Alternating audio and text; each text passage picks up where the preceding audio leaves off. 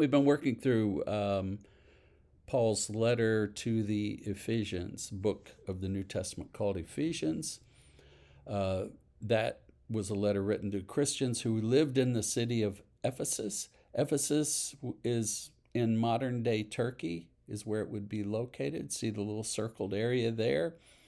And Ephesus is in the on the western coast of Turkey. It's still got archaeological remains that go back well before even Jesus. There's an amphitheater there that, think about this, from the BC era, and it would have seated 25,000 people. So that's interesting. The story, Paul's the one that established the church in Ephesus on one of his missionary trips. And Paul's pattern was, after he established the church, was to go on to another city to establish another one. And if he needed to get back with those folks and encourage them, he'd write a letter. And that's what Ephesians is. It's a letter to catch up with the people that he'd met and that he loved in Ephesus. And in chapter 2, we did this in Sunday school a couple of weeks ago, but in chapter 2, it starts off by just talking about how sinful people are. You're all sinful. Paul does this frequently in his letters. He reminds people that they're sinners, that they're in need of forgiveness. He starts off chapter 2, as for you, you were dead in your transgressions and sins. You followed the ways of the world. You obeyed the ruler of the kingdom of the air, Satan. And all of us were like that at one time. That's the other thing Paul does. Whenever he talks about sinfulness, he's not trying to point fingers at somebody. He's reminding everybody in the room that they're sinners. He spoke to Jews and Gentiles. Gentiles are non-Jews, and he spoke to those groups like that simultaneously sometimes. And the Jews, because they had a religious heritage, tended to think of themselves as better than the Gentiles, the non-Jews. Even the word pagans was sometimes applied to that group. And what Paul says, yeah, they are. They're sinners. Oh, but you are too. But that's not even the important part.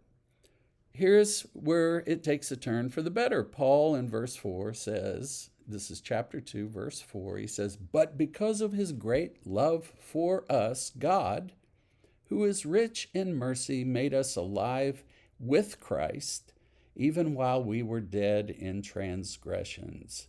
It is by, big word here, it is by grace you have been saved.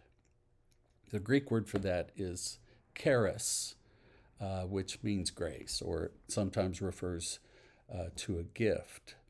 We use the word that somebody has a lot of charisma, comes from that, and that just means they're a graceful, gracious kind of person. People are attracted to them. But anyway, God chooses to be graceful to us.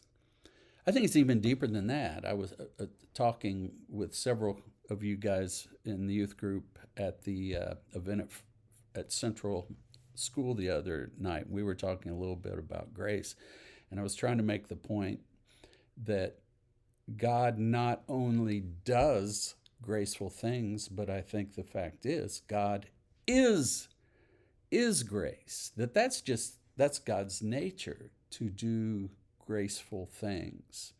And I made the comparison with a deer.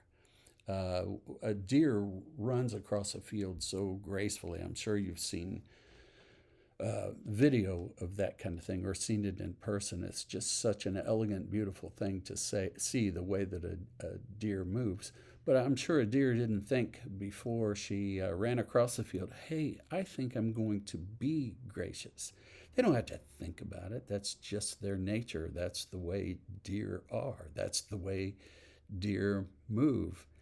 And I think that that's the same thing we can say about God.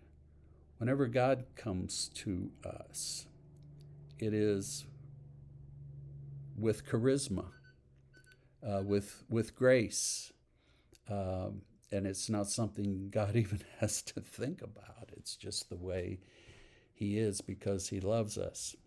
Okay, one more thing. We've got an interesting name in the youth group. We got lots of interesting names in the youth group, but I'm thinking today of the name Haniel. And I'll tell you why that's interesting. I don't know whether his parents were thinking this or knew this when they named him this, but Haniel is from two Hebrew words.